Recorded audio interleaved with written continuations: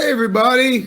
Is my mic on? Is my mic on? It is on. Hey, everybody. Welcome, one and all, to the Ringo Awards, man. The 4th annual Ringo Awards here at the Baltimore Comic-Con, obviously online. Welcome, everybody. How nice to be sitting around talking about comics on a Saturday night before I go do so in a few hours on Fat Man Beyond. Wish I could be there right now, honestly, you know, and I wouldn't have said that.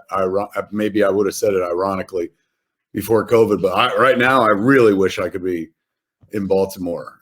It would be preferable to being stuck in the house as I have been for a while and stuff. Hopefully everyone's having a great weekend. What a long, wonderful live stream. You guys are in the midst of swimming and whatnot.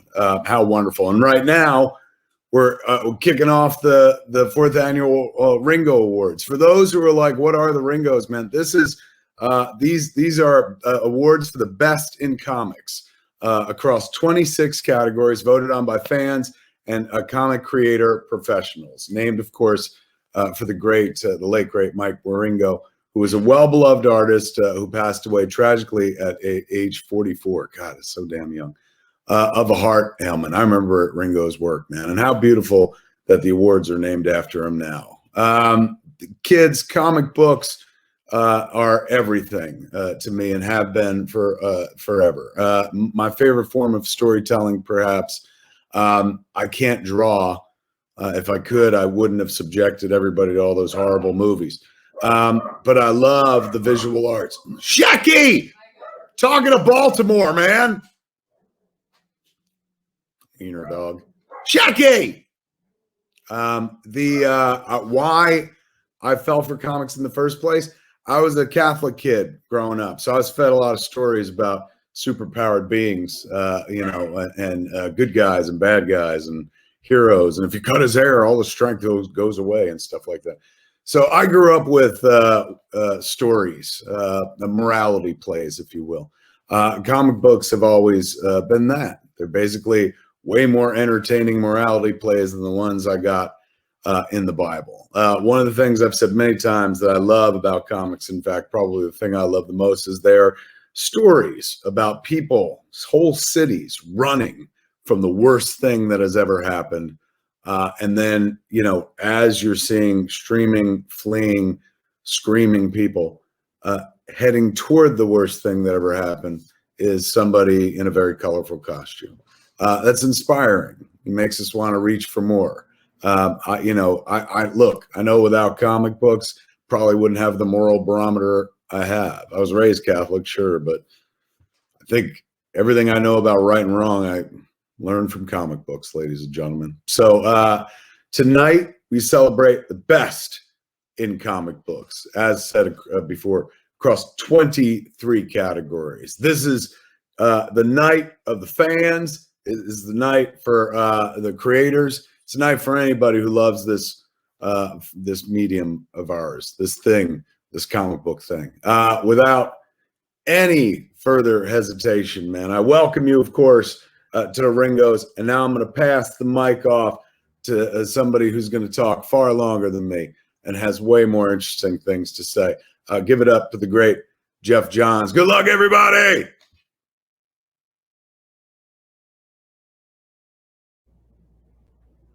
Thanks, and hey, everybody. It's great to be here virtually at Baltimore Comic-Con. Thanks to Mark Nathan, who I've known for years, whose dedication and passion has always made Baltimore one of the best shows out there. And thanks to everybody who helped put this on, John Suntress, Mainframe. It's a really cool thing that you guys are doing, and I'm honored to be a part of it. So let's talk about Mike Wieringo, in whose honor the Ringo Awards exist. There's an argument to be made that without the help of Mike, I wouldn't be in comic books today. You see, on the very first proposal of Stars and Stripe, his initial conceptual drawing of Stargirl legitimized the character in the eyes of DC's editorial staff and helped them see the potential of the series. Mike captured the bright youth of Courtney Whitmore and the endless optimism within her heart. Mike brought a joy and a fun to comics that was uniquely his own. bright, alive, powerful, dynamic, warm, and above all else, emotional.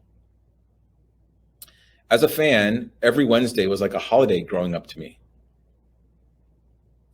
My friends and brother and I would go to the comic book store, excited to see what came in that week, because back then there was no internet, and it was actually still a surprise. And it was Mike's work on The Flash with Mark Waid that was the high point for me. The Flash had always been my favorite DC Comics character, and I loved the book Mark was writing. But when Mike came on, it went to an entirely new level. Over the years, Mark Waid talked about Flash issue 0 as being one of his favorite issues he's ever worked on. And for me, it's my favorite single issue comic book story of all time. And that's because Mike was not only capable of illustrating amazing superhero action, but again, emotion. His work was all heart, and this issue was all heart. Mike was all heart, professionally and personally. When I met Mike through some friends before I got into comics and I was working on my proposal, he offered to draw Stargirl for it. I was blown away by his generosity. But back to this issue, Flash issue 0, that he illustrated so beautifully. It was about a boy, a young Wally West, with no hope for the future, surrounded by family that didn't understand him. But in this issue, young Wally unknowingly meets his future self, a time-traveling Flash, or Wally West. And as his future self says to him, everything's going to be okay. It was powerful. It was what Wally West needed. And Marx talked about what he needed when he was a kid, and he wished someone would have just said that to him. It was such a beautiful book, and Mike nailed it. All of that even resonates with me now. You know, Mike and his work personifies New Comic Book Day to me. When I started writing comics professionally, Mike's work is what motivated me to make every Wednesday a joy for people. Because no matter how hard life gets or what gets thrown at us, especially looking around today, there was always something to look forward to with New Comic Book Day. It mattered. New comic books help people. This day helps people get through things. Helped me get through hard times. It helps us get through hard times now. And Baltimore Comic-Con has always been about comics, just like, you know, personified that joy of Wednesday, New Comic Book Day, just like Mike's work did and does. And sometimes New Comic Book Day in new comics is what you need to get through a tough week or a tough month or a tough year. We all need it. So keep making comic books. Keep reading comic books. Best of luck to all the talented creators tonight that have been nominated. And I hope everybody out there stays safe and enjoys your comics. Thanks.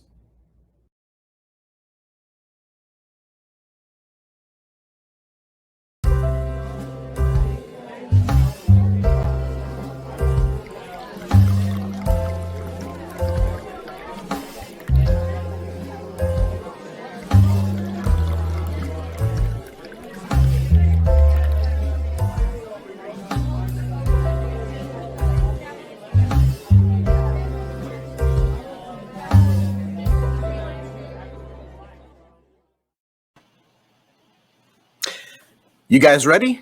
Me too. My name is Randy Tischler, and I am terrified to welcome you all live to the 4th annual Matt Wieringo Comic Book Industry Awards. We were going to originally pre-record everything, but we got called by the Mainframe Comic-Con guys and the Hero Initiative guys, and they had a great idea to do this live, to do something that's never been done before, at least in our industry. And I think at the time in any industry, although a couple of movie awards have happened in this manner since then. In any event, they convinced us that doing this live was a great idea, so I guess we're putting that to the test now. As those of you familiar with the Ringos are sure to notice, we have a little different format this year. I'm coming to you live thanks to Sapphire Studios and Diamond International Galleries, broadcasting to 8 streaming channels. I am sitting at the news desk from Previews World. I feel like I should be reading you the news or maybe telling you about your local weather because I'm sitting here in front of a green screen and, the hairline. Anyway, please comment and cheer for the nominees and winners in the comments. Be nice. This is a celebration. Mike's spirit was important to the comics community. If you watched the red carpet videos in advance of this program, you saw the heartfelt words from a number of his coworkers and collaborators and friends. There's a lot more out there where that came from. I got an email just before this started with somebody willing to do another video. And so the sentiment is out there that Mike was amazingly influential and important to a lot of people. He was a good friend and an asset to the industry, and it was a real loss when he passed away prematurely. We include the fans and the pros in the balloting, in the nomination phase, and then pros only in the final ballot. Ultimately, everyone's voice is important, and Mike was as important a fan as he was a creator. He loved comics, and that's why we find ourselves where we are today. The jury chooses works from publisher submissions as well as from titles and publishers they liked from their own comics reading. Voters from over 140 countries participated during the nomination period, including every continent but Antarctica, and incremental over last year. And I say that every year, or at least I have so far. Eventually, we're going to run out of countries. And now on to the thank yous. I would like to recognize staff members that have participated in the process over the course of this season. Steve Conley always helps us out with graphics and web mastery. Matt Merritt he does a yeoman's job every year. He does the nomination phase of the balloting process. He counts the thousands and thousands of ballots we get. He calls out the stuff that shouldn't be in there and figures out who all of the fan and pro really nominations are, and we aggregate those with the jury voting to come up with the final ballot. David Jeffrey is responsible for our sponsorship efforts. Normally, he also does the banquet, but clearly we don't have that this year. But David came in, we came to him relatively late in the process and said, hey, we're doing this live event, and we need to get some sponsors to pay for the physical awards. We're doing this thing after all. And he was able to wrangle a whole bunch of folks that I'm going to mention in just a moment. So thank you in advance to those guys who I'll mention shortly. Mark Nathan is our fearless leader and is part and parcel of the process from the word go. So he is always involved in all the conversations and decisions being made. Josh Gold is responsible for the physical awards. When you get those, you will have him to thank for that. His efforts every year have been appreciated. And then John Gallagher helps us with the presentation every year.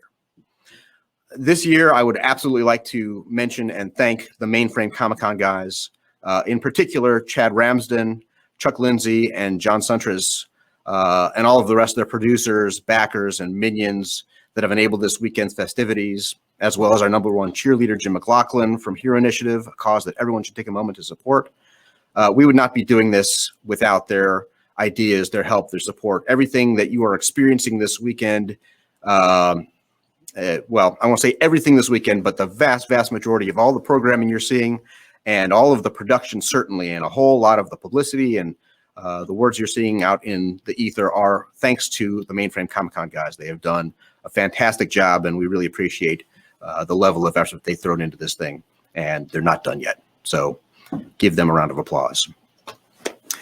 I'd like to recognize this year's jurors: Joan Hilty, James Kahoric, Jill Thompson, Carol Tilley, Gene Luen Yang, and our perennial jurors, Todd Dezago, Craig Rousseau, Mark Waid, and Matt Wieringo. The jury had a particularly challenging task this year. The nomination phase began during the initial stages of lockdown for COVID, and publishers didn't have access to their offices. Deliveries were not functioning normally, and companies could not access inventories. So thank you to the over 40 publishers and imprints who submitted works to be considered. It was an amazing body of work, and I did not envy the job of the jury needing to pick from the submitted works in addition to anything they'd read and loved on their own. I have the privilege of reading through the submissions, and it was one thing after another that I was like, oh, that was great. Or, this aspect of the book that they were nominated for or proposed to be nominated for was fantastic. The lettering or the inking or the coloring or whatever it might have been. So what ended up happening was we had a virtual submission process for about 99% of the submissions this year.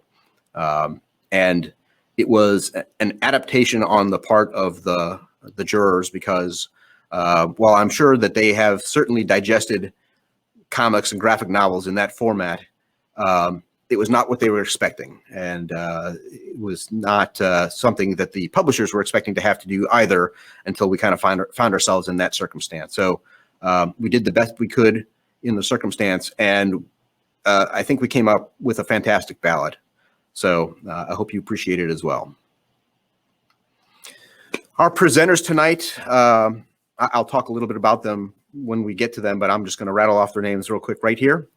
Travis McIntire, Tom Akel, Gene Luen Yang, Todd Dezago, Craig Rousseau, Mark Waid, Matt Wieringo, Jill Thompson, and Jamar Nicholas. The sponsors for this year's show include Cards, Comics, and Collectibles in the Baltimore Comic-Con, as we do every year. Mainframe Comic-Con, definitely this year. As well as Bad Idea, Boom Studios, Jeppy Family Enterprises, Rocketship Entertainment, Source Point Press, Tapas Media, and Webtoon. And I'd like to pause here to take a moment to remember Thomas Spurgeon. Tom was a 2019 juror and had a great time at our show last year.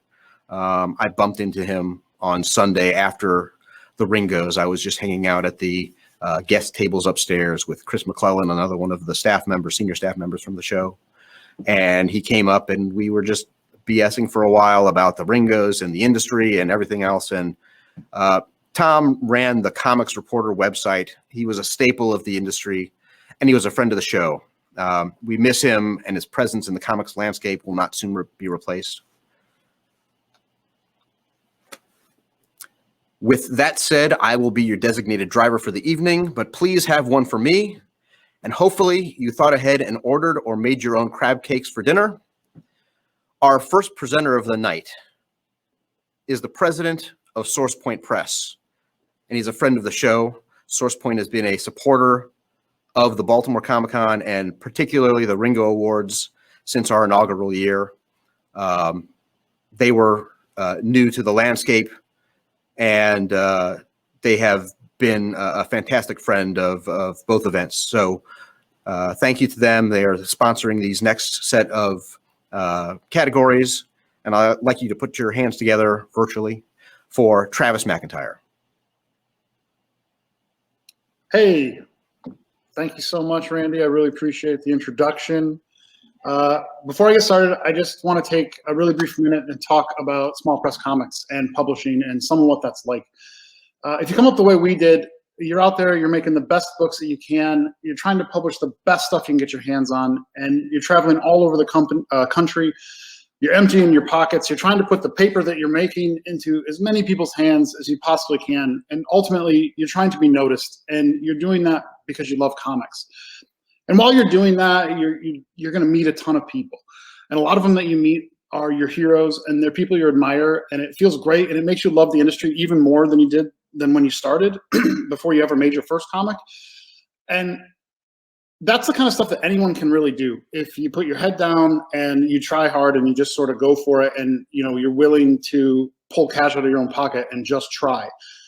But if you're really lucky, somewhere along the way you get to meet people like David Jeffries and like Randy Tischler and like all the rest of the team at the Ringo Awards and Baltimore Comic-Con, and you realize that what these folks are doing is shining a light on the best work our industry is creating year in and year out.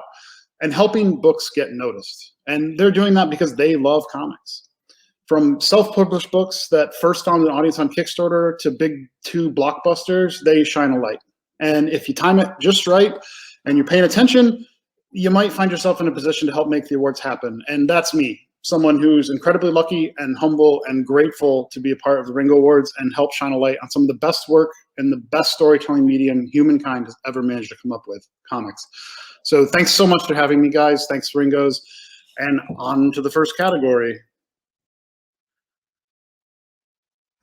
So we're going to start with Best Colorist. The nominees are Jordi Belair, Andre de Fornassari, Edson Ferreira, Laura Martin, and Dave Stewart. And the award goes to Jordi Belair. We're going to accept this award on Jordi's behalf. Next up is the award for Best Cover. The nominees are Fabio Alves, Natasha Altarisi, I apologize for that, Stephanie Hans, Sana Takeda, and Christian Ward. And the award goes to Sana Takeda. We are going to accept this award on Sana's behalf. Next up are the nominees for Best Original Graphic Novel. The Adventures of Parker Reef to Save a Soul by Chris Campagna. Bottom Feeders by Fantagraphics. Dogman, For Whom the Ball Rolls by Graphics Scholastic. The Hard Tomorrow by Drawn and Quarterly. Hopcomb by Drawn and Quarterly. New World by Boom Studios. Penny Nichols by Top Shelf Productions with IDW Publishing. Simon Says from Image Comics. Snow, Glass, and Apples, or Snow, Glass, Apples from Dark Horse Comics. And the award goes to Snow, Glass, Apples from Dark Horse Comics. Here to accept this award is the artist Colleen Doran.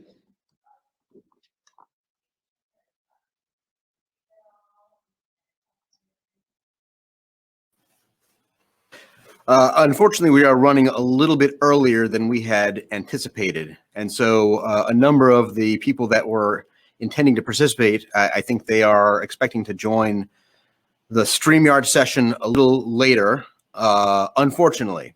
You want me to talk a little slower? You can talk a lot slower. You can go into whatever detail you want to about these categories or these creators. Yeah, it's unfortunate that we ended up, I mean, it's not unfortunate, but we did start a little early, and the introduction ended a little earlier than we had anticipated. So the estimated times are probably, if you are watching at home, I think we're 20 minutes or so in advance of where we had estimated. Presenters and winners, if you want to talk for longer than you had initially wanted to do so, to talk about your coworkers or whatever brought you to this phase of your career, feel free to take a little extra time. So I think, Travis, for this category, we can accept on Colleen's behalf, and hopefully she'll join later. And if we get her in the room, we will give her a moment to accept her award in the middle of some of the other happenings that are going on. We'll try and communicate that. Yeah. Excellent, excellent, great book. Okay, last one that I have, which is Best Presentation and Design. And the nominees are Going to the Chapel, Danger Zone with Action Lab Entertainment. Making Comics from Drawn and Quarterly. Marvel Masterwork Pinups, Yo Books with IDW Publishing. Moomin, the Deluxe Lars Jansen edition from Drawn and Quarterly. New World, Boom Studios. Snow White Zombie Apocalypse, Scout Comics. Stan Sakai's Usagi Yojimbo, the Complete Grasscutter Artist Select, IDW Publishing. 3D Sweeties from Fantagraphics. And the award goes to Stan Sakai's Usagi Yojimbo, the Complete Grasscutter Artist Select, IDW Publishing. Here to accept this award is the designer, Shawn Lee.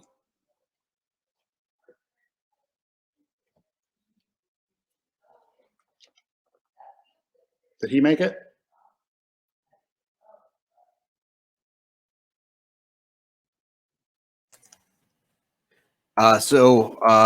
It looks like we don't have Shawn yet. If the producer can check in the green room to see if Shawn is there. And again, I apologize, folks. My back of the envelope math clearly was way not aggressive enough. I was expecting to have a much later start for a lot of these categories. So I apologize to all of the nominees. I did see Colleen pop in for a second. Colleen, if you're out there and can pop back in, we'd love to have you back on the screen. And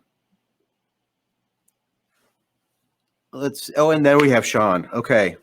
All right. So pop me off and pop Shawn on. There we go. Hi. Thanks, guys. Appreciate Shawn. it. Thanks to the Ringos and the voters. Stan makes design work easy. Scott for the opportunity and lets me do whatever I want. So that's great. Thank you. It's an honor. Appreciate it.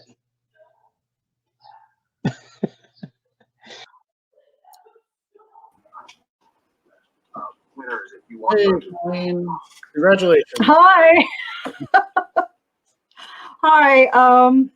Sorry we couldn't get in the studio earlier. Thank you so much for this award on behalf of Neil Gaiman and myself. Thank you so very much for considering us for our work on Snow Glass Apples. We're really grateful. I didn't expect to win, so I didn't write anything down. I'm an idiot.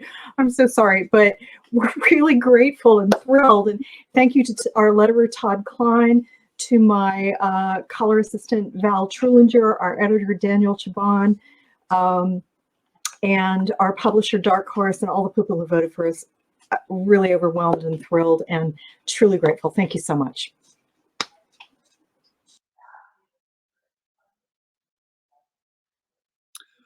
Okay, that is the last one for me, I think, right? Yep, I am all set. So, Okay. Randy? Thank you, Travis. I appreciate you Hey, no spinning problem. plates with me. I'm happy to do it. I'm happy Yeah. to do it. I think it's great. These things are tough. Yes, live studio stuff, right? Yeah, exactly. Well, thanks a lot. Thanks everybody. Keep making comics. Thanks, Travis. Okay, so back to me, and again, I apologize for the lags that we're having here to get the people into the room.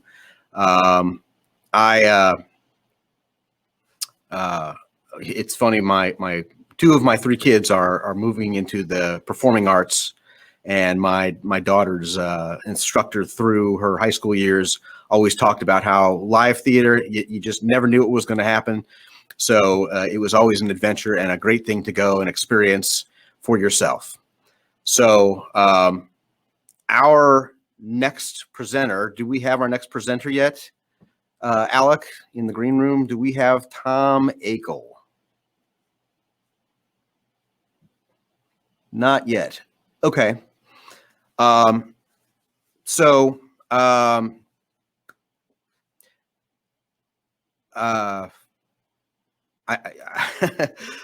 guess I'm going to talk for a little while.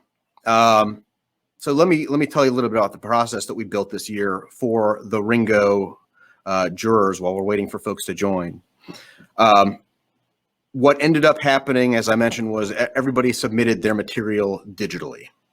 And because we had some, 700 various pieces of individual work over the course of the publishers that submitted, it became unruly to manage.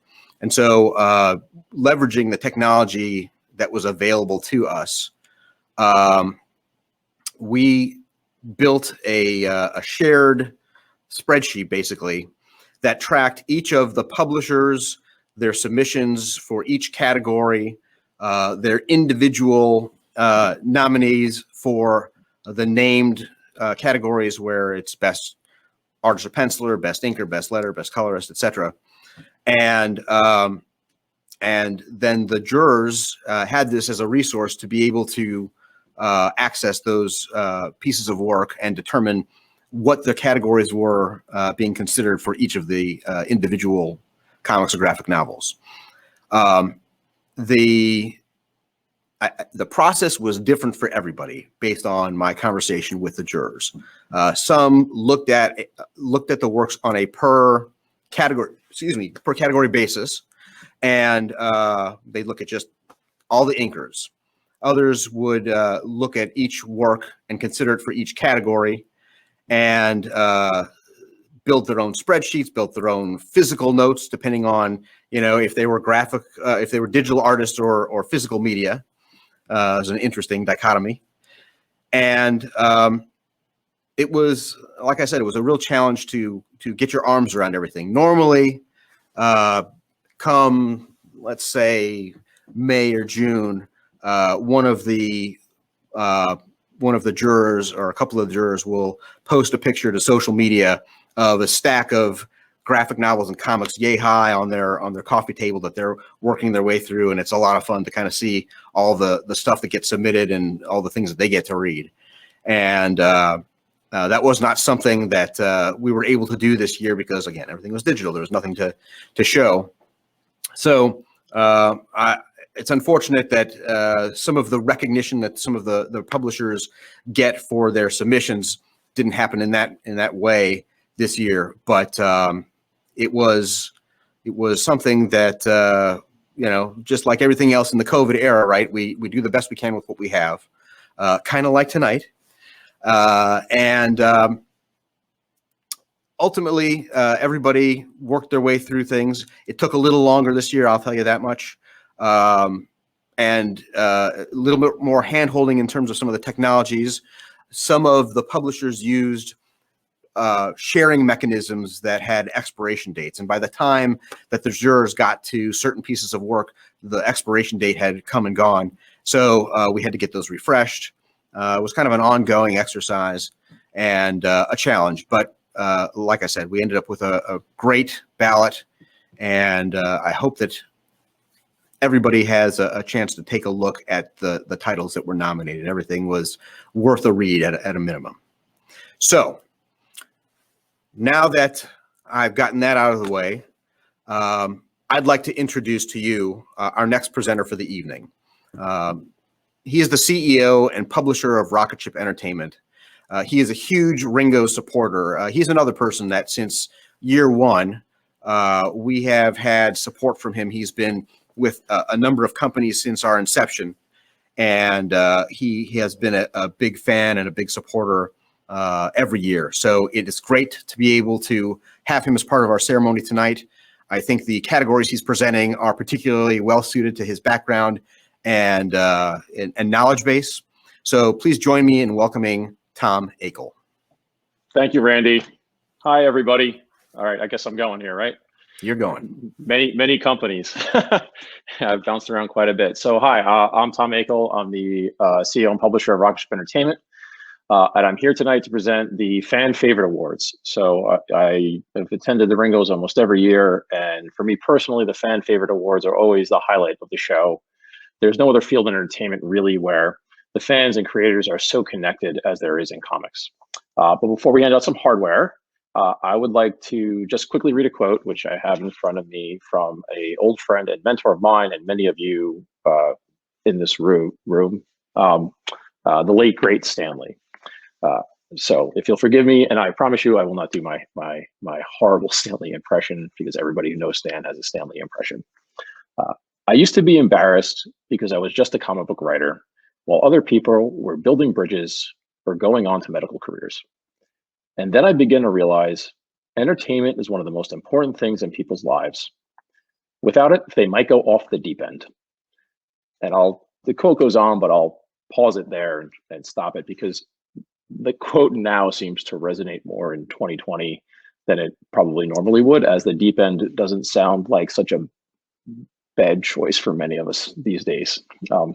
But for these creators, and the reason I chose that quote is that in 2020, as well as the fan favorite publisher, they have entertained millions of fans with their comics. And that's just been so important in the world as we know it. So it's my honor to present these awards on behalf of those who matter the most to us all, the fans. And there's been a little bit of trouble backstage, so I hope all the award winners are present. And I'm just going to kind of move forward. And it says in my script that I was handed, not this part, but I am obligated to say, the Ringo Fan Favorite Awards are sponsored by Rocketship Entertainment.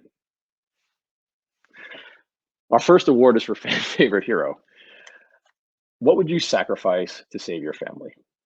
How far would you go to protect your people? For Clove, the last princess of a near extinct race of dragon clans, the answer is unthinkable. Marry your greatest sworn enemy in an effort to bring peace to your land.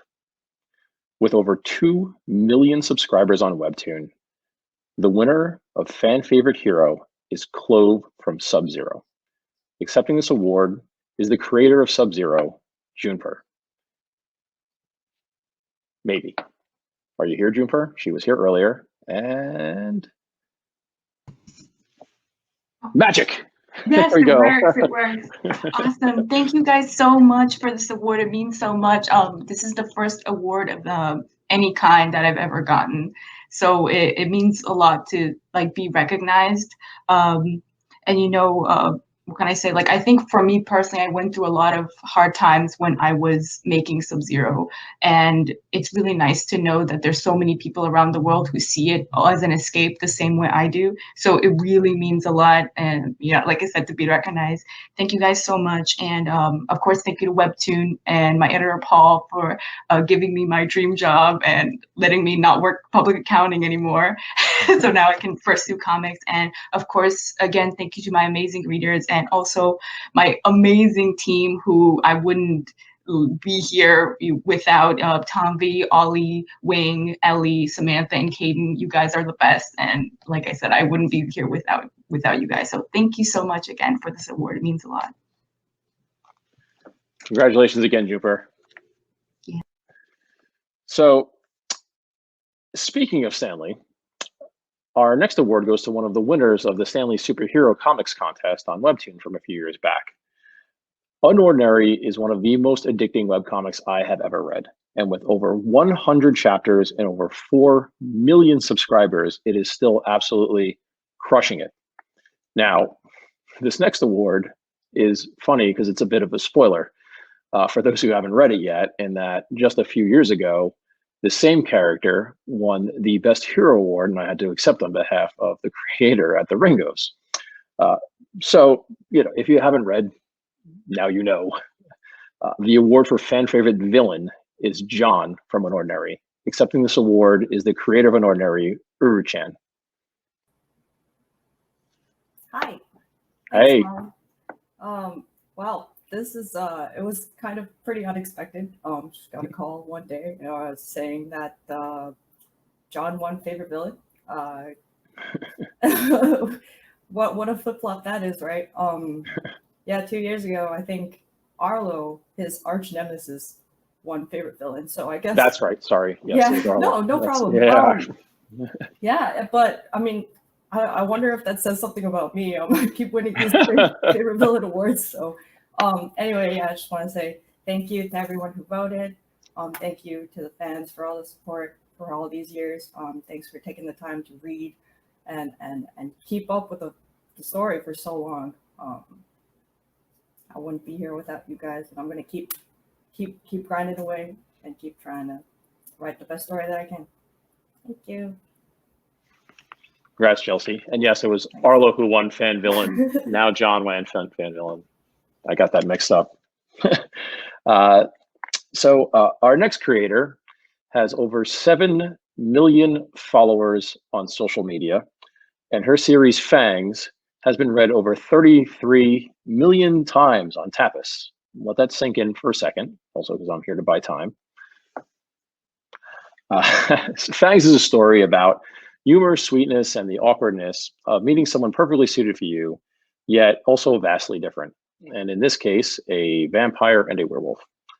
So the fan favorite award for new series goes to Fangs by Sarah Andersen. Accepting this award is the creator of Fangs, Sarah Andersen. Hi. Hi, Sarah. Hi. Hi, how are you? So I want to first say thank you to the Ringo Awards, of course. I also want to say thank you to my publishers, Tapas and Andrews McMeel, and especially my editor at Andrews McMeel, Lucas Wetzel. I'd also like to say thank you to my agent, Seth Fishman, for fighting for the book.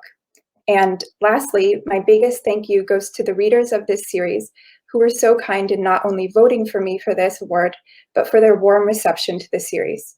This was so encouraging to me as a cartoonist, taking a risk and trying something new. Thank you. Also, Tom, your speech was great. Thanks, Sarah. Congratulations. Thank you. Okay. Moving on, in 2019, a new creator burst onto Tapas with 2 new series, Luminous and Path to You. Both slice of life series that speak to the different paths our relationships sometimes take. These have resonated with readers to the tune of being read over 1 million times on Tapas. The award for fan favorite new talent goes to Sinran, and accepting on behalf of Sinran is Tapas VP of Content, Michael Sun. Hello. Hi, Hey, my name is Michael Sun, VP of Content at Tapas. I'll be accepting this award on behalf of Sinran, who very much wishes to be here, but due to scheduling conflicts and being on the other side of the world, it was a little bit tough to accommodate. So she prepared a pre-written speech that I'll be sharing with everyone now.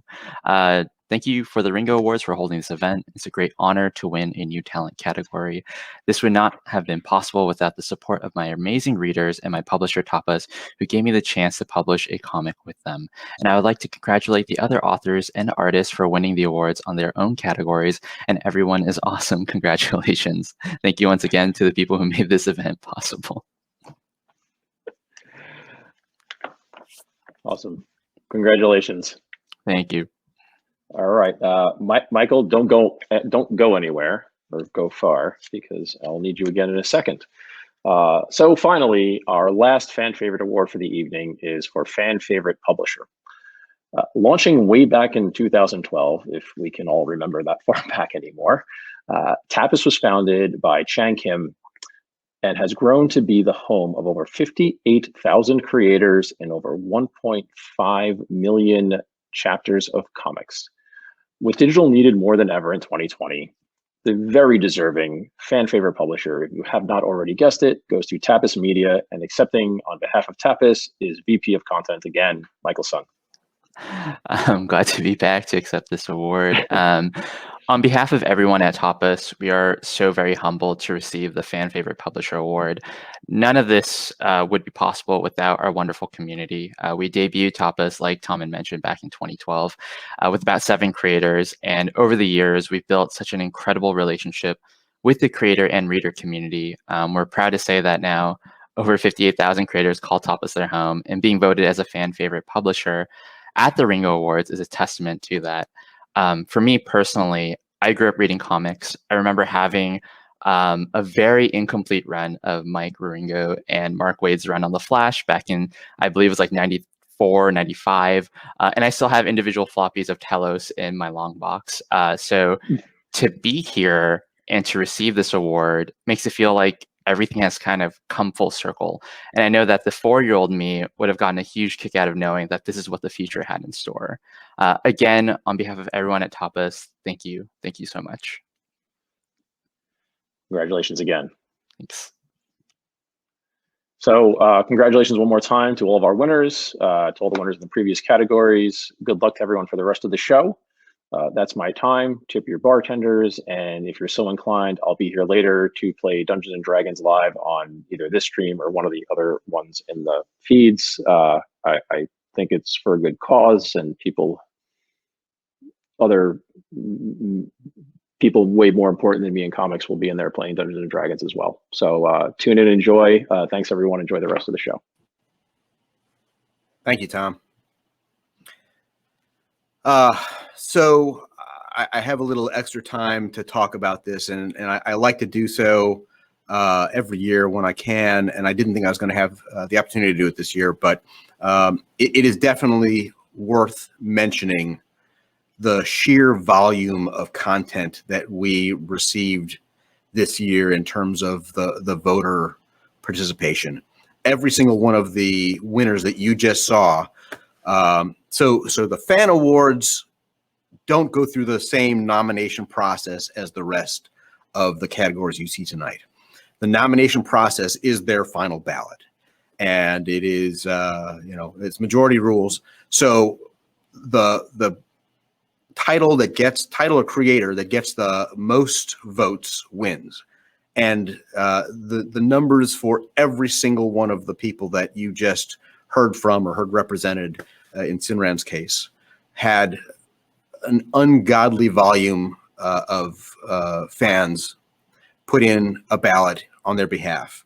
And I will say that includes, so a little behind the scenes, one of the things that we have to do every year is we have to look at the ballots and say, okay, so which of these is really just not valid? And when you get something where the best cover artist was Junepurr, and the best penciler was Junepurr, and the best inker was Junepurr, and the best publisher was Junepurr, and the best presentation and design was Junepurr, and I'm picking on Junepurr. There's no reason for me to single her out, but it was we get that for every single category where, you know, it could be Stan Lee, right? It could be anybody where somebody doesn't want to put in the effort and they just want their favorite person to win everything, and they kind of mindlessly put in a ballot. Well, that's not a real ballot. We take that stuff out, and the volumes that were still left over were still just absolutely unbelievable. You heard Tom talk a little bit about the volume of readership that they have on their respective platforms or publications or whatever. That is representative of the kind of participation they get from their fan base at an awards like this and in a process like this. So congratulations to each and every one of them. I was particularly amused to see that, as Tom mentioned, the Best Villain Award went to Unordinary again. I believe that Arlo won the first 2 years in a row of the awards. I didn't actually go back and check before I made that statement, but I believe that's correct. Before we changed the rules where you couldn't win 2 years in a row like that for the fan awards. And it was just amusing to me that the tables had turned to where the other, what you thought was the protagonist is now the antagonist. It's a fascinating read. It's a good read. And if you haven't checked out some of these titles, you definitely should. I was not a reader of webcomics before this awards took place. And one day I was just curious to see what all the fans were excited about. And I read the first couple of issues of Unordinary, then the next couple of issues, and then the next couple of issues. And yeah, I read it every week. So that said, let's see. Great. We do have our next presenter. I would like to present to you the Library of Congress's 5th National Ambassador for Young People's Literature, the National Book Award finalist, MacArthur Foundation Fellow, winner of the Prince and Eisner Awards, Mr. Gene Luen Yang. Hey, Randy. Thank you so much. Thank you for having me. Thank you for that fancy introduction. It's really an honor to be here, even though it's digital. It really is an honor to be here. So as I said, my name is Gene. I'm a cartoonist. I am thrilled to be at Baltimore Comic-Con. This was actually on my bucket list. I also hope to get there physically at some point, but for now, virtual is awesome. I do have to say that I think Randy and the entire team is doing a great job. You know, the pandemic has really forced us to be innovative and creative. And I think this evening is the very epitome of that. There's a lot of innovation and creativity on display. And that's what we're here to celebrate as well. So I have 4 different categories to present. The very first category is for Best Letterer. And I was thinking about this for a little bit. You know, I sometimes write comics, and sometimes I do both the writing and the drawing. And usually when I do the drawing, I also handle my own lettering. And I grew up reading comics. When I grew up reading comics, I don't think I paid that much attention to the letterer. But now that I've done my own comics where I had to handle my own lettering, I realized just how important the letterer is. Because the letterer is actually pulling a magic trick on you, right? Like in a comic book, there's no such thing as sound. The only reason you have sound in your brain as you're reading that comic is because of the letterer. And if the letterer does their job correctly, you won't even know they're there. They're like a ninja performing this amazing trick on your brain. So for this year, we are going to be honoring multiple nominees and, of course, one winner. This category is sponsored by Tapas Media, and the nominees for the 2020 Ringo Award for Best Letterer are Darren Bennett, Jim Campbell, Clayton Coles, Jared K. Fletcher, HDE, Nate Piekos, Cardinal Ray. And the award goes to Nate Piekos. Congratulations to all the nominees and also to the winner, Nate Piekos. So is Nate here to give a statement? So Nate was supposed to participate. I suspect that he has fallen victim to our advanced scheduling mishap. And so again, like we did with Colleen, if Nate is able to join a little bit late, we will swing back to Nate and we will present Nate to accept his award. All right. Well, the next category that I have to present is best letter. I'm sorry, best inker. Again, in doing my own comics, I also had to ink, and that really is when I realized the importance of the inker. I have to tell you that I think that is probably my favorite part of the entire comic book making process. When you're inking, you feel like you're connecting with your future reader, right? Because when we're reading a comic, all the lines drawn on every page are laid down by that inker. They are like the final interface between the story and the reader. The inker's job is incredibly important because they are that interface. So I'm going to present to you the nominees for this year. This category is also sponsored by Tapas Media. And the nominees for the 2020 Ringo Award for Best Inker are Keith Champagne, Marika Cresta, Sandra Hope, Maria Ubit,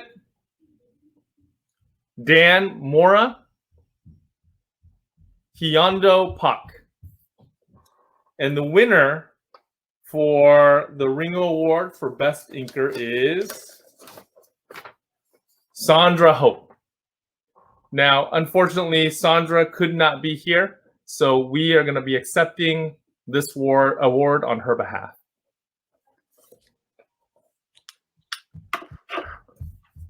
Nate's here. Hey, Gene, how are you? Good, good. Sorry, I was in a little too early. No worries. But congratulations. Did I win? Oh, yes, that's why you're here. Oh, I'm sorry. Yeah, here, you want, let's relive that moment. Is that cool? Okay, ready? Yeah. So the winner of the 2020 Ringo Award for Best Letter is Nate Piekos.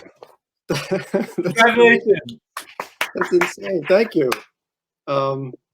Should I do my thank yous? Yes. All absolutely. Right. Well, thank you, Gene. I'd like to thank Randy and, of course, the jury, and anyone who voted for any letterer, because we all appreciate anyone who's got an opinion on lettering. I'd like to thank my publishers for keeping me busy. The other nominees, Darren, Jim, Clayton, Jared, HGE, Cardinal, the readers for also keeping me busy, and of course my wife. And that's it. Thank you. Congratulations again, Nate. Thanks. Congratulations. All right. So the third category that I have to present tonight is best webcomic. This was not a thing when I was reading comics as a kid, and now that it is, I realize just how important webcomics are, because webcomics are like both the beginning of comics and the future of comics. I'll explain what I mean by this. My kids, I have 4 kids. The youngest is 8. For the most part, unless they sneak into my room and steal the comic books and graphic novels out of my bedroom, most of the comics that they first come across are on the web. They're web comics. So for many young people today, the way they get introduced to the habit of comics, to the glory of comics, really is through the web comics. And that's why, for many kids at least, they are the beginning of comics. And second, they are also the future. I feel like web comics are not very old, especially in comparison to other form of comics. And there's still a lot to be explored there. A lot of that exploration has been done by the nominees that I'll be reading out tonight. Again, I want to congratulate every single nominee. The fact that you are on this little sheet in front of me means that you are doing something amazing. So I hope you'll keep doing it. This category is again sponsored by Tapas Media. And the nominees for the 2020 Ringo Award for Best Webcomic are The Croaking by Megan Stevenson, who also is known as Echo Rise. Lore Olympus by Rachel Smythe. Fried Rice by Erica Eng. Penny Arcade by Mike Krahulik and Jerry Hawkins. Rocio Destra by Rocio Destra. Stand Still, Stay Silent by Mina Sundberg. Sub-Zero by Antonia Kruppa, also known as Junepurr. And the award goes to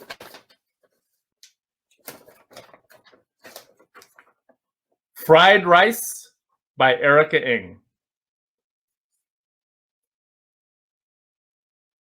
So congratulations again to everybody who was nominated. Do we have Erica here? So Erica was supposed to be participating, but again, I think we are falling into the lag problem. And so again, if she pops in, oh, she just did. There's nothing like timing. Why don't you read that again, Gene? Yes, I will. Okay, we're rewinding. We're going back in time. This is comics. This happens all the time. Okay, ready? Yeah. And the winner for the 2020 Ringo Award for Best Webcomic is Fried Rice by Erica Eng. Yay! Oh my goodness.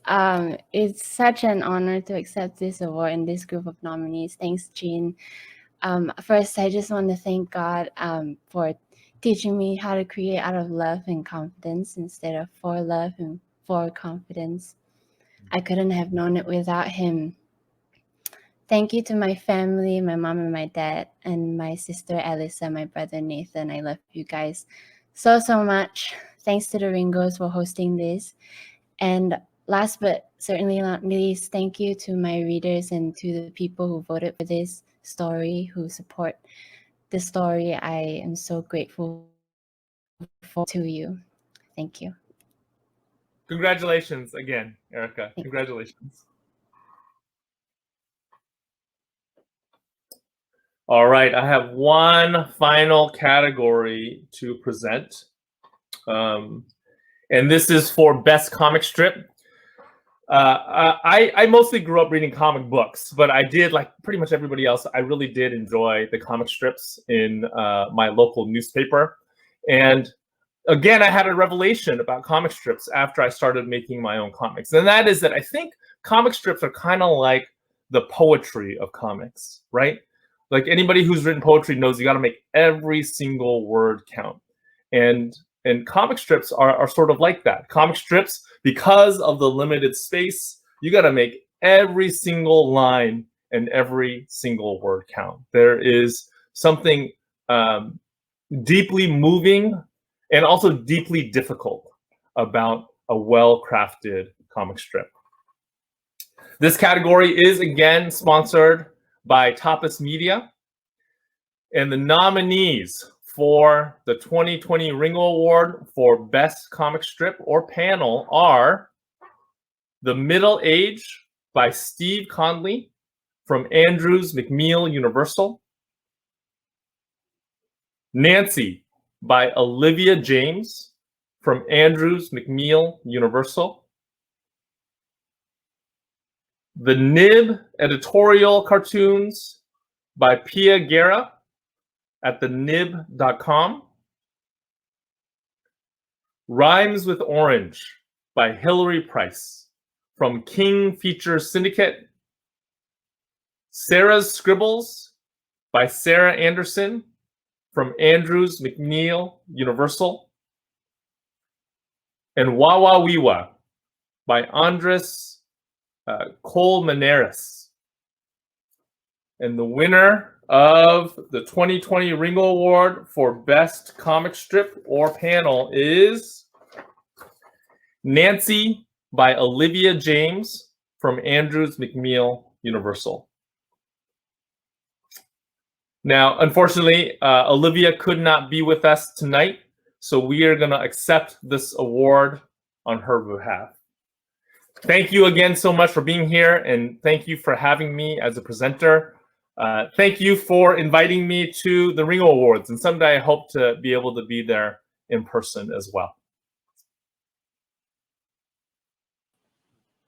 Thank you, Gene. Appreciate your efforts here under challenging circumstances. It's been fun. It's been great. Fantastic. Thank you. Okay, so everybody has seen that we've had a couple of people that ended up joining late or didn't make their slot. What I will say is that for everybody that has won tonight or that was nominated and didn't win and would like to record a message of some sort, but certainly if you want to make an acceptance speech after the fact, please do so. Please make a video. We are happy to take that and put it up on our YouTube page, our social media page, share it with the Mainframe Comic-Con guys and their partners to put that message out as well. We sort of debated whether we should try and let the winning individuals or titles know that they were winning and give them a chance to pre-record something. And we really like this to be a surprise in the moment.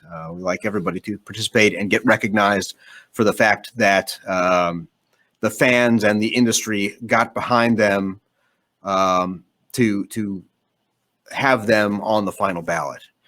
It is a real accomplishment.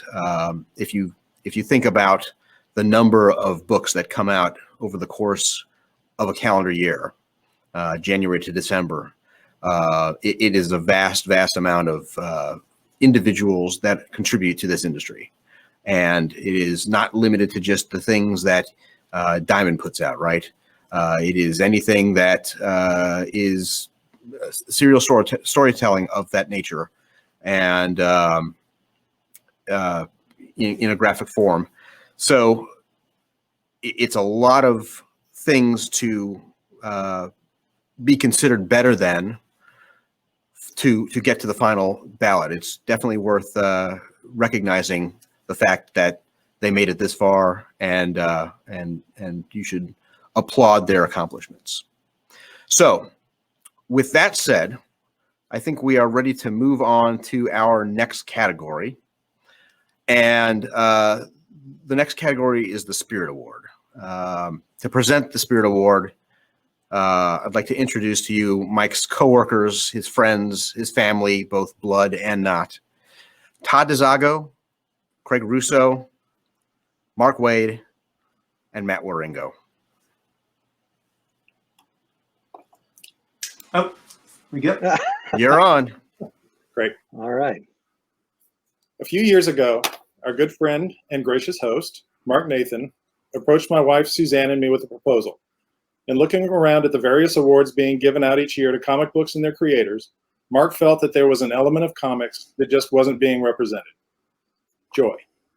Mark wanted to create an award ceremony that not only recognized the literal and artistic achievements in the field of comics, but one that celebrated the reason we all love comics in the first place.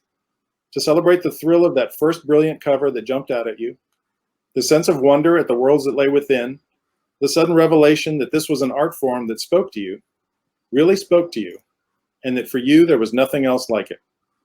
Whether you were drawn to the astonishing heroics of the Justice League, or the Black Hammer, the hilarious antics of Scrooge McDuck, or Cupid's arrows, or the shock and terror steeping from the vault of horror, or Something is Killing the Children, comics became a part of your life, a part of you. Mark wanted an award ceremony that reflected that passion, that excitement, that love of all things comics.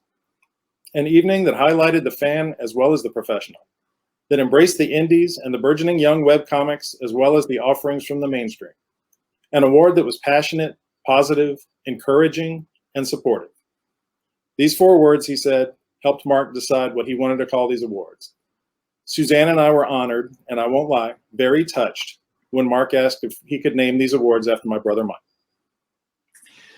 Passionate, positive, encouraging, and supportive. For those that knew Mike, you would easily agree that Mike truly exemplified those words, and a few more. Generous, kind, compassionate, tall. Mike loved comics and the people who made them. One of his favorite things to do when he went to a show or convention was to take a tour of the indie tables. Tables usually relegated to the dark corners and back walls of the convention halls, and talk with, and yes, encourage, every single new writer or artist, also very eager to show their wares. He approached them with a huge smile and a broad hello. Many of them knew him already from message boards and comic book chat rooms, and you could see the thrill they got simply by being recognized by this kind and caring professional. He would always find something nice to say. Mike will be remembered by many, mostly for his truly singular and enchanting artwork, his deft storytelling and expressive characters. He will be remembered by his friends and his fans for his passion, his kindness, and his spirit. With this in mind, Mark Nathan asked Matt Wieringo, Mark Waid, Craig Rousseau, and myself to form a small committee to select each year a comic book, series, or graphic novel that we felt would be high on Mike's list of favorites, a comic that would appeal to all the qualities that we all loved in Mike. This award is called the Spirit of Ringo Award.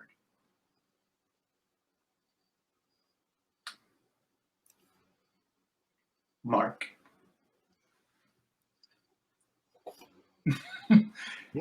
He's on a lag.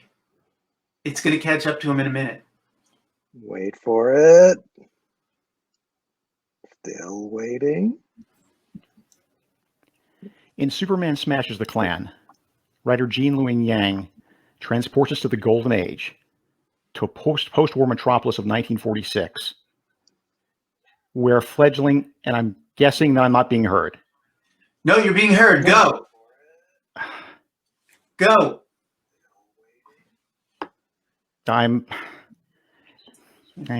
We hear you.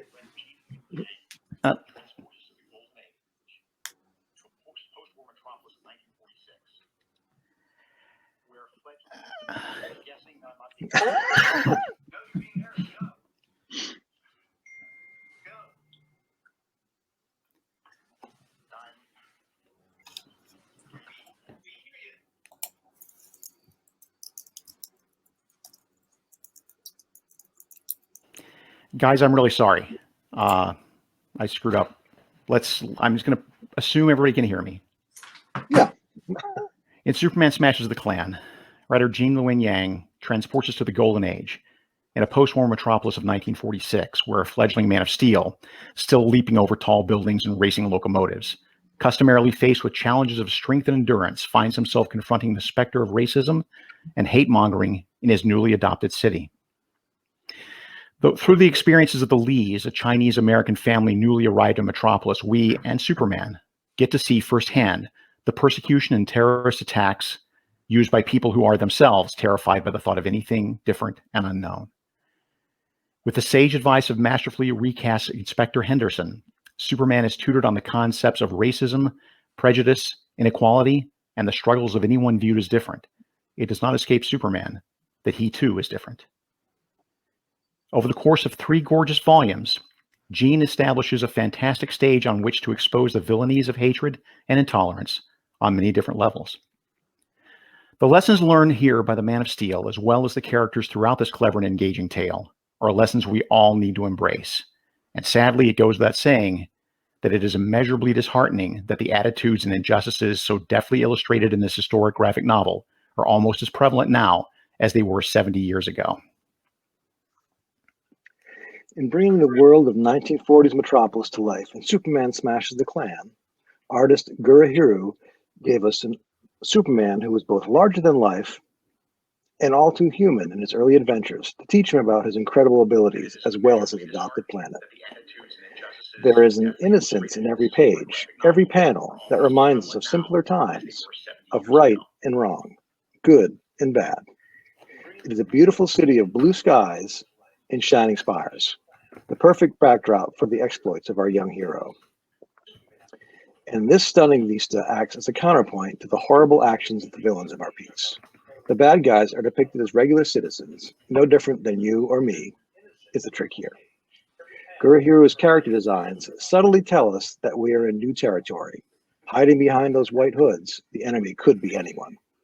With consummate pacing and storytelling, Guru's animated style makes us feel safe and comfortable as the story deals with these unsavory subjects. And as tensions build, the artist's palette shifts, as well as carrying us into dire situations that, frankly, seem unwinnable. As with any graphic novel, the marriage of words and pictures is vital.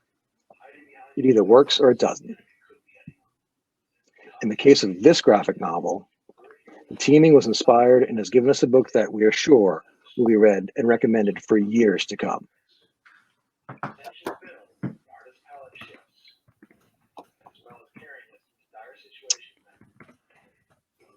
think we're waiting for Mark again. Superman Smashes the Klan made us believe in Superman again. Superman Smashes the Klan made us believe in America again. Superman Smashes the Klan made us believe in hope. That is why we are very proud to present this year's Mike Wieringo Spirit Award to Superman Smashes the Klan.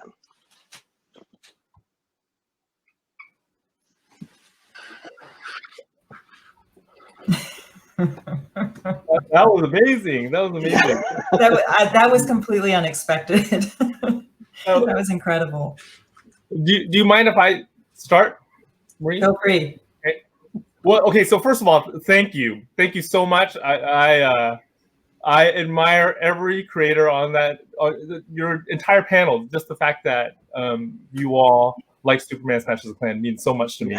I am so thankful that this book is receiving this award. But I also have to tell you, because I am a juror on the Ringo Awards this year, and I know it's a separate thing, but I don't feel totally right about accepting it personally. But I'm still incredibly grateful. I'm incredibly grateful. At the same time, though, I absolutely and 100% think that Guru deserved this award. So I am a fan of them. Even if I were not collaborating with them, I'd be a huge fan of them. I believe that they are among the best in the business.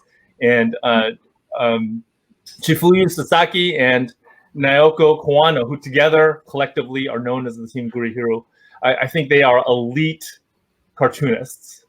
There's no way this book would exist without them. So I know that Marie has some words from them, so I'll turn it over to her. Hi, I'm Marie Javins. I'm the editor of Superman Smashes the Klan. And I have a statement from Guru.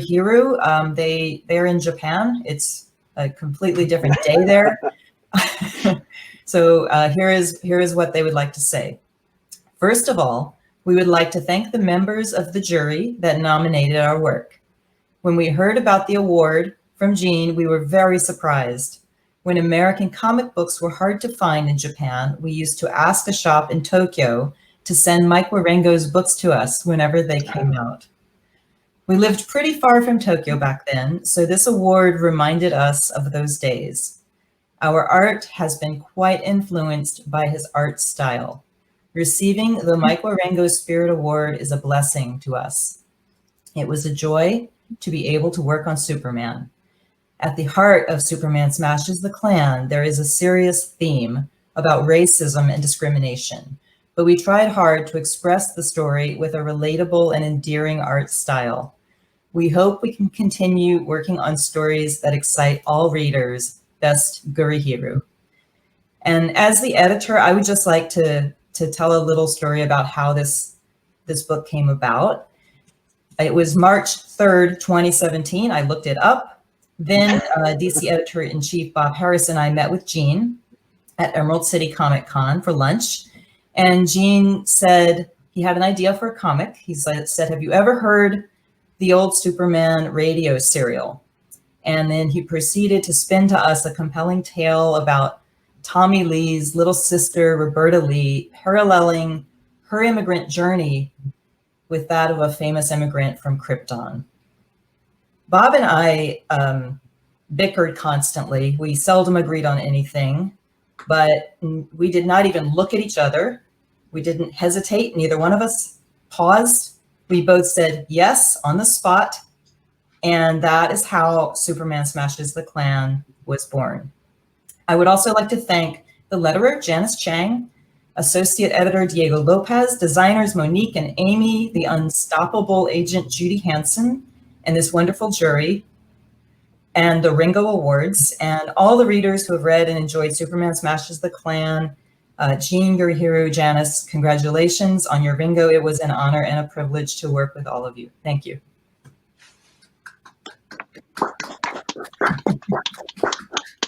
And Marie as well. Thank you so much, Marie. Thank you for all of your work.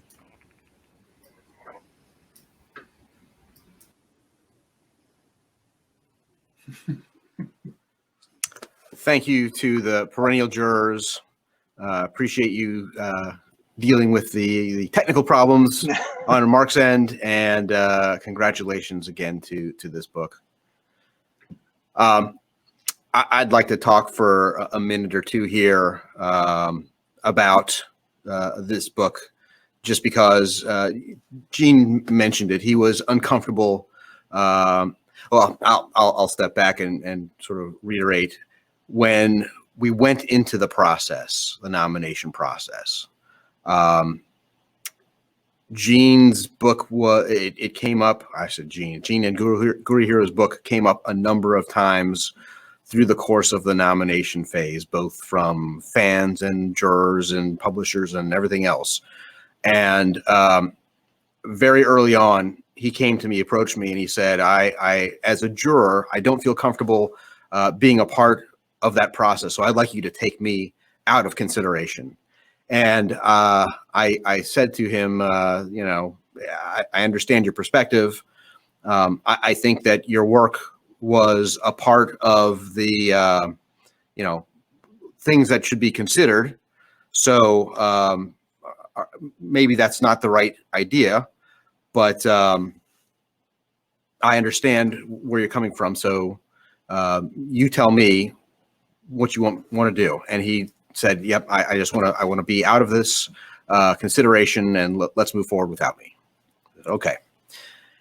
And having no idea that the perennial jurors would go ahead and choose his book, I was pleasantly surprised to see that. And I immediately started laughing and said, this is great. This is a way for him to get recognized without it having the perception that something hinky went on, because it didn't. And normally I don't call the winners and have a conversation with them about the fact that they have won the award, but I felt obligated, based on the conversation that he and I had on the phone previously about not being considered, that we had to talk through it. And immediately he was uncomfortable with the circumstance.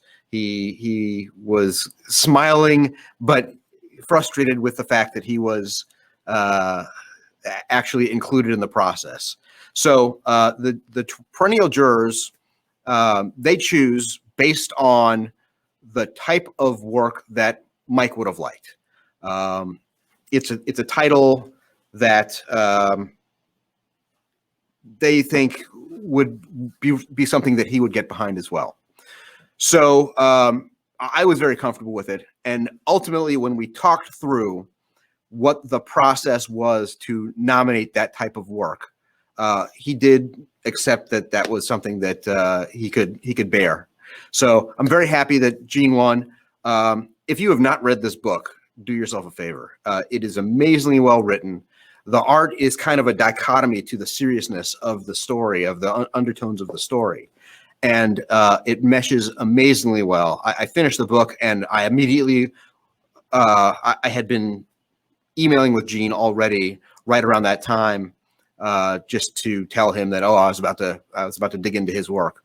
And as soon as I finished, I immediately dropped him an email and said, "Oh my God, Gene, I can't believe this. This is an amazing piece of literature. I'm so glad that I got to read it." And anyway, do yourself a favor, give it a buy, give it a read. You will enjoy it. Okay, so I would like to now introduce our next presenter. I see she has entered the room. She's the 10-time Eisner-winning comic book creator and our favorite scary godmother, Jill Thompson. Hi, everybody.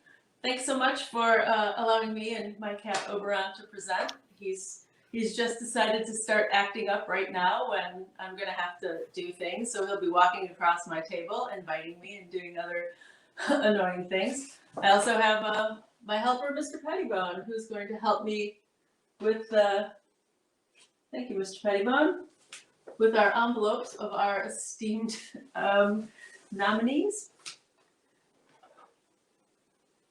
I just have to say that having been a judge for the Ringo Awards this year was quite an honor and an incredibly daunting task to review over 700 pieces of excellent comic book stories. Stop it. Was actually quite refreshing because I don't get to sit down and read comics very often. So not only did I get to read really cool comics, but I had to do it because if I didn't, I wasn't going to be able to properly judge everything. And it's an excellent list. I'm not sure if everyone wants to read all 738 or whatever it was nominations, but it was you're stuck in the house, you might as well, or you should be stuck in the house if you're treating this pandemic as the actual threat that it is. So, do you think I should start? Oberon, do you think I should start? Would you like to scratch this open right now? No? I see. You only want to scratch me. Well, let's go. What do we got? This category is sponsored by Boom Studios, and the nominees for the 2020 Ringo Award for Best Anthology are Deadbeats, A Wave Blue World, Drawing Power by Abrams Comic Arts, Jim Henson's The Storyteller series, Sirens, Archaea, Boom Studios, Strange Tales by Vices Press, and Thought Bubble 2019 by Image Comics. And the award goes to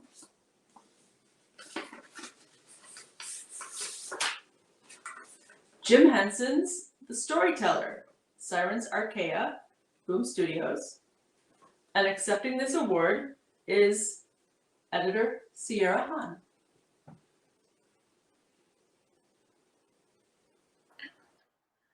Hi, hello, Jill. It's so good to see you. Good to see you. I'm so so happy to see you. I didn't expect this, so it's such an honor. I'm sitting outside in Los Angeles getting the last of our summer heat in. But yeah, thank you, of course, to the Ringo Awards. I think this is really cool. I know there's been some hiccups along the way, but this is a really special opportunity, especially right now, to get us all together in the comics community. So thank you for that. I didn't actually edit this book, but my wonderful colleague, Cameron Chittick did. And so I'm thanking you all on his behalf, because as editor, when you're doing an anthology, he's curating every aspect of it with the Jim Henson Company, who is an incredible partner for us, and bringing in the various artists. So I want to take a moment to thank those artists and the talent involved as well.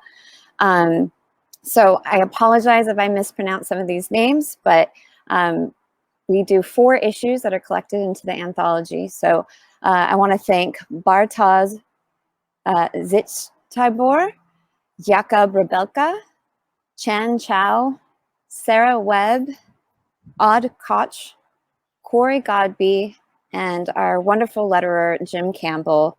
I also want to thank the designer, Jillian Crabb, who put together a really beautiful package for the Jim Henson Storyteller line of books. And yeah, I just want to thanks to everybody again for being here, and that's it. Thank you. Congratulations, Steve. Oh, Ron, would you like to open this one? Come here, come a little closer. Come on, you're always into everything else I do, but when I need you to perform for me, you won't do it. Okay, next up, get my spectacles back on. This category is sponsored by Boom Studios, again. And the nominees for the 2020 Ringo Award for Best Kids Comic or Graphic Novel are Dog Man, For Whom the Ball Rolls, by Graphic Scholastics, no S on that. Guts, also by Graphic Scholastic. New Kid by HarperCollins. And then Science, The Elements of Dark Energy, Bedside Press. The Underfoot, The Mighty Deep, by Lionforge and Oni Press. And the award goes to, wait, a knife. Open things with my knife, since my assistant will not scratch it open. The best kids comic or graphic novel is Guts by Graphic Scholastic. And unfortunately, Raina Telgemeier will not be able to accept this award, so we happily accept the award on her behalf. We're very excited that Raina keeps forging ahead and making enormous strides in our medium, making millions and millions of new comic fans around the world with her wonderful work. And I'm so happy that she's won this and that she's continuing to produce amazing things that we all as a whole can be proud of. Now we shall move along to this category is also sponsored by Boom Studios. And the nominees for the 2020 Ringo Award for Best Humor Comic are Fangs by Tapas, The Handbook to Lazy Parenting, drawn in quarterly, Rick and Morty versus Dungeons and Dragons by IDW Publishing, Superman's Pal Jimmy Olsen by DC Comics, Twisted Haunted Highlands by Source Point Press, and Wonder Twins by DC Comics. And the award goes to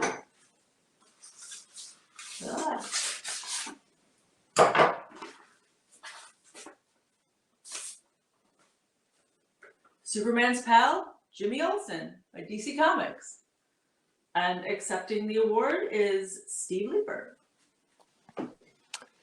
Thanks so much, Jill. This is great. God.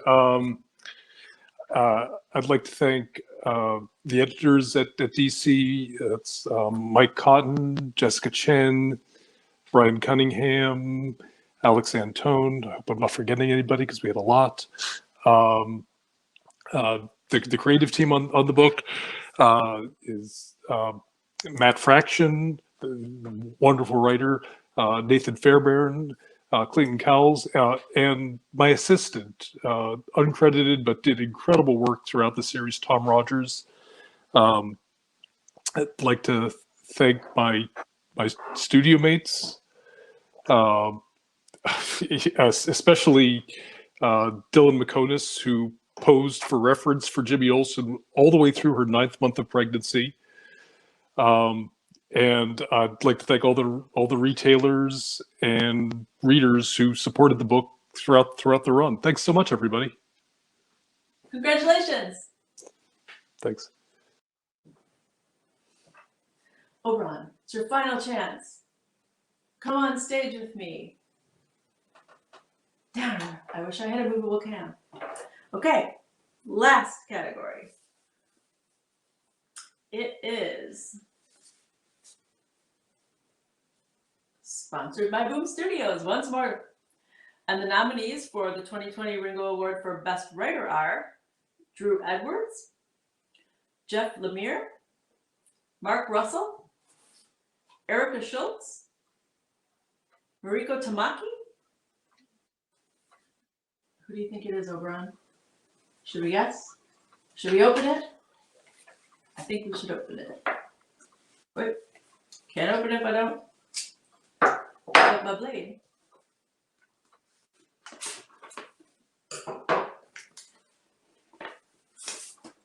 And the award for Best Writer goes to Mariko Tamaki. And apparently we are also accepting this award on Mariko's behalf. So I'm sure she's extremely excited to get this award because she will be the best writer. And the best writer is a wonderful thing. She is such a great writer, and I very much love all the things that she's done. She inspires me with each thing that I read, and it makes me want to certainly work faster and be more prolific. So thank you to everyone who voted for all of the people in these categories. Thank you to everyone who voted for Mariko as the best writer. She definitely deserves it. And I hand it back over to our next presenter. Thank you, Jill. So we're more or less back on schedule, which is fantastic. I do want to take a moment to, again, apologize for some of the issues that we've had tonight. And some of those include having nominees not get their face time on the screen. So if you were a nominee and you were expecting to be a part of the ceremony tonight, and for whatever reason it didn't happen, you didn't make it onto the screen, please send us a video of some sort, and we will be happy to give you your moment in the spotlight. I apologize again for the coordination issues that we have been having.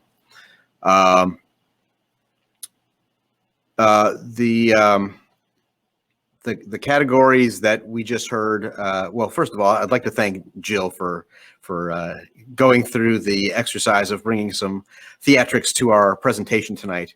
Honestly, I didn't expect to be spending anywhere near as much time as I am on the screen this evening. I expected a pretty terse set of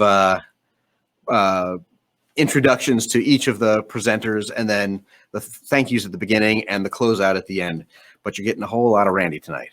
So my apologies for that as well. We are waiting for our next and final presenter of the night. And in a pinch, I can do some of the presentation in that category if we need to. We're getting some folks in the room, so bear with us a moment. Okay. So I think I am going to go ahead and start. Let's see. Give with me one moment. Okay. If we get our last presenter, please interrupt me. This is going to be Multi-Glyphs Comic Award-winning cartoonist and educator and friend of Mike Wieringo, Jamar Nicholas. Jamar has been doing a bunch of stuff for the Baltimore Comic-Con over the weekend with the Kids Love Comics Pavilion. He has been hosting a number of the presentations and interviews and whatnot. So it's been great to have him as a part of that as well. But while we are waiting for him, and hopefully he can join us momentarily, I will go ahead and start presenting the first category. This category is sponsored by Webtoon, and the nominees for the 2020 Ringo Award for Best Nonfiction Comic Work are Coin Op Carnival, coinopcarnival.com, Grass, Drawn and Quarterly, In Waves, No Brow, Flying Eye Books, They Called Us Enemy, Top Shelf, IDW Publishing, and The Twilight Man, Humanoids. Oh, there's Jamar. Jamar, I just finished reading your first category's nominees, but I have not actually announced any of the winners. So I will let you take it from here to Alec, who is producing. I believe Mark Waid was in the room, and he is representing the Twilight Man. And I'm looking to see if any of the other folks. I apologize, folks, for not having this all ready the way we need to. That's quite all right. Yeah. So I'll let you go, Jamar. Okay. If you want to reread that category, that's fine. Sure. Thanks, Randy. Hey, everybody. I'm Jamar Nicholas. Thanks for having me. It's great to be back at the Ringo Awards virtually this time. So every year is different and special. I'd like to thank everybody who's joining us live tonight. And sorry for all the weirdness, but that's what happens when you go live. So thanks again, Randy, for starting me off and kind of pre-reading everything for me. Just for the sake of my time here, I'm going to start over. So bear with me, please. This category is sponsored by Webtoon, and the nominees for the 2020 Ringo Award for Best Nonfiction Comic Work are Coin Op Carnival, coinopcarnival.com, Grass, Drawn and Quarterly, In Waves, No Brow, Flying Eye Books. Okay, best series, people. They Called Us Enemy, Top Shelf, IDW Publishing, and The Twilight Man by Humanoids. And the winner of Best Nonfiction Comic Work is, I'm so excited, They Called Us Enemy by Top Shelf and IDW Publishing. Yeah, this is virtual hand claps. Is anybody from the team here to accept this award? Yeah, hey. Hey, Hi, everybody. Justin. Yeah, hi, I'm Justin Eisinger, and my co-author, Stephen Scott, is probably in one of the other waiting rooms right now, and I know he'd love to probably pop in as well. And anyhow, thanks so much to everyone for this fantastic recognition. The privilege of working with George Takei to bring his graphic novel, a graphic novel rendition of his life story to this format was a huge honor. And you know, really the reception and allowing it to unlock the fantastic power of graphic novels to so many audiences has been a real treat and a real surprise, and we're so proud of. So anyway, Stephen, welcome to the party. I guess we won. Yes, we won. Oh, wow. That's Congratulations amazing. to the team, George and Harmony and all of us. Congratulations.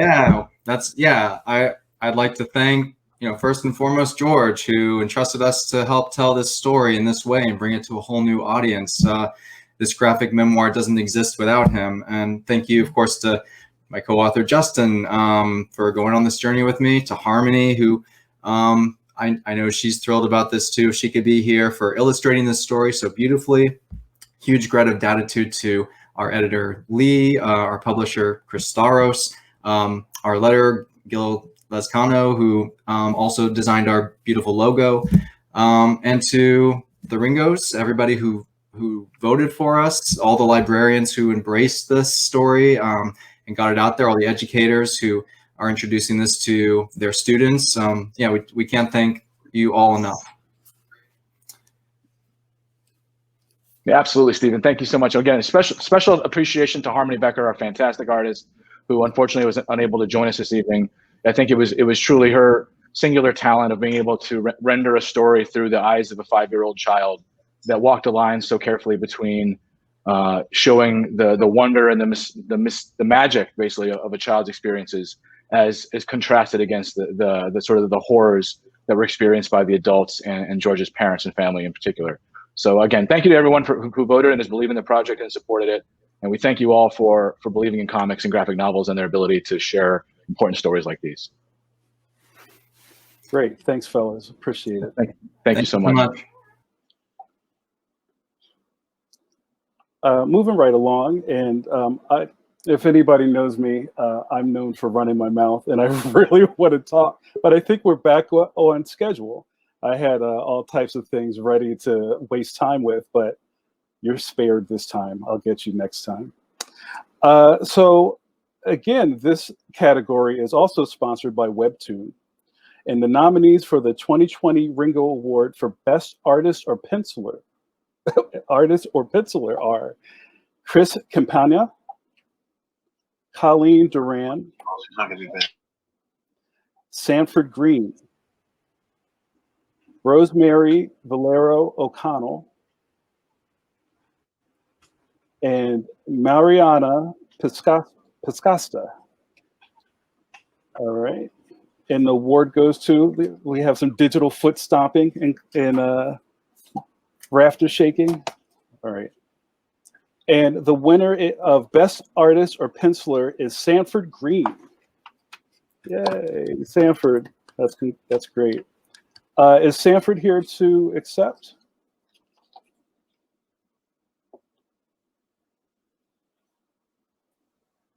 He apparently is not here yet. If he joins late, we will, just like we have with everybody else, we'll get him added to the screen.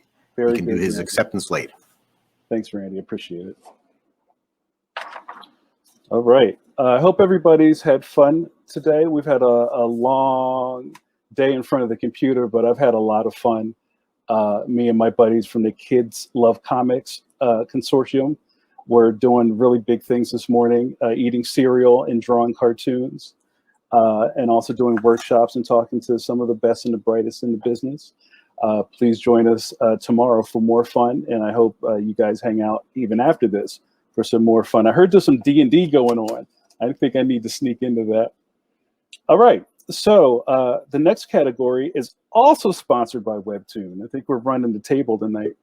And the nominees for the 2020 Ringo Award for Best Series are Banjax, Danger Zone, Action Lab Entertainment, Bitter Root, Image Comics, Black Hammer. So the next one, it was like stuff going on.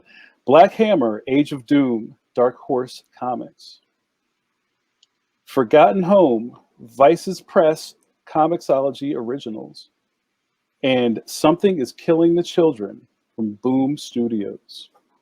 All right, let's get those digital feet. And the award goes to Best Series, Bitter Root, Image Comics. Yeah. So I believe accepting this award is Sanford Greene. And Sanford, if you want to give props for the last one you just won, you could get. Yeah. Sorry, man. I was trying to coordinate, figure out where David and Chuck were. You're good. You're good. I'm good. Yeah. I'll tell you what, So hold on, we'll do this for you, man. You got all the props tonight. Got all the props, man. I tell you what, man. This is definitely truly an honor. First and foremost, thank you to the Ringo Awards and all of their service and what they've done over the last few years, and just giving us such a great ceremony to be a part of, and definitely want to thank David Walker, Chuck Brown, my co-creative partners, who are absolutely, without a doubt, some of the most talented people I ever worked with. Special thanks to Shelley Bond, our editor-in-chief, if you will. She's been tremendous for us over the last year, really. Even Heather Antos, who was the editor before Shelley came along. Special thanks to Clayton Cowles, Rico Renzi, Sophie Dodson, who's a tremendous colorist. She's a new colorist on our latest volumes of Bitter Roots, and she makes my art look decent. So if it wasn't for her, I probably wouldn't win this award. I would think she's incredible. Just thanks to all the fans who supported us, and they're continued to support us over this last few years. Obviously, we're in times that are very unprecedented, and I think it takes literature like this to really bring about some important messages. And again, just thank you for the opportunity, and we hope that we can continue to do some incredible things here moving forward. Thanks, Sanford, and thanks to that dope spinner rack in the background. Man, I was shuffling around trying to make sure I block certain things. I got some other stuff back there that's you got to keep that behind the sheet. Top secret stuff, all that good stuff, man. Well, thank you so much. Congratulations. Thank you. All right, bro. All right, moving along. Again, I think all of these are sponsored by Webtoons, so let's just keep it 100 right now. So this category is also sponsored by Webtoon, and the nominees for the 2020 Ringo Award for Best Single Issue or Story are Bitter Root Red Summer Special, Image Comics. Hot Comb and Hot Comb, drawn and quarterly. Second Coming #1, Ahoy Comics. Spencer and Locke 2 #1, Danger Zone, Action Lab Entertainment. Tales of the Night Watchman, The Steam Banshee, So What? I love that. Press. Usagi Yojimbo #6, IDW Publishing. All right, let's get those feet stomping. And the award goes to the best single issue or story, Usagi Yojimbo #6, IDW Publishing. Accepting this award is artist and writer Stan Sakai. You have the floor, Stan. Thank you. This is incredible. It's just amazing. I have to thank everyone who voted for me, including my family. IDW's been doing a great job with Usagi, and still had Dark Horse, but this is just I did not expect this. Usagi #6 is a retelling of the very first Usagi Yojimbo story, and I did it in celebration of the 35th anniversary of Usagi. So this story was very special to me. So thank you very much. Thank you, Stan, and congratulations again. Thank you. All right, guys, this is it. This is the last one, and then you can go pee. Again, I want to give my thanks to everyone involved with Baltimore Comic-Con. Even though I'm a Philadelphia born and raised guy, Baltimore is my second home, and the Baltimore Comic-Con is my #1 show. All the love that I've received over the years from the Nathans and everybody else involved in this enterprise has been amazing. It's made me a better human being and a professional. So thanks goes out to everyone tonight and all the nominees and winners. Okay, this category is sponsored by Webtoon. What a surprise. And the nominees for the 2020 Ringo Award for Best Cartoonist are Sarah Andersen, Eleanor Davis, Jaime Hernandez, Kevin Huizinga, Antonia Krupa, known as Junepurr, Stan Sakai, Raina Telgemeier, and David Jesus Vignoli. I'm so excited. Cartooning is very, very dear to my heart since I'm one of them. Again, congrats to all the nominees. And the winner of the 2020 Ringo Award for Best Cartoonist is Stan Sakai. Oh my gosh! Thank you. This again, this is amazing. This is fun on the internet, but I really miss Baltimore Comic-Con. It was always on my schedules every other year, and so I miss these guys. Thank you for the Ringo Awards and the fans and pros who voted for me. It's again, this is incredible. So thank you again, Ringo Awards. Thank you. Thank you, This Stan. is such an unexpected surprise. Congrats. And I think that's it for me. Thank you so much. I'll turn it back over to Randy. Again, I'm so honored to be included in presenting tonight. Being in the first wave of jurors for the inaugural Ringo Awards was an honor of a lifetime, and to be back here in another role is great. So thanks again to everybody involved, and thanks, Randy. You're doing a great job. Thanks, Jamar. Appreciate it. Thank you. Okay, so that brings us to the end of the Ringo Awards. As I mentioned, if you have a video that you would like to present to us, we are very happy to present that out to the public. Please send us an email. We'll coordinate the handoff of that. And apologies to the folks that did make it into the waiting room and didn't make it to the screen for whatever reason. I would like to thank the stores out there that have set up Ringo displays. I have seen people posting pictures of displays from bookstores and comic stores of Ringo nominees and winners, and it sparks joy for me. If you won an award, sorry, I already said that. Read these books. Every one of them is definitely worth your time and effort. There are so many. I was sitting here in the backstage area thinking about all of the titles and people's names that have flashed across the screen tonight. And there are so many things that I would love to say, oh, you should read that. Seriously. Some of these books literally moved me to tears. They were just very well done and heartfelt and meaningful and important or entertaining. So do yourself a favor and go check them out. Go to your local comic shop, buy a book or three. Back these companies. Please support our sponsors. And knock on wood, we will see you in person October 23rd, 2021. Good night, everybody.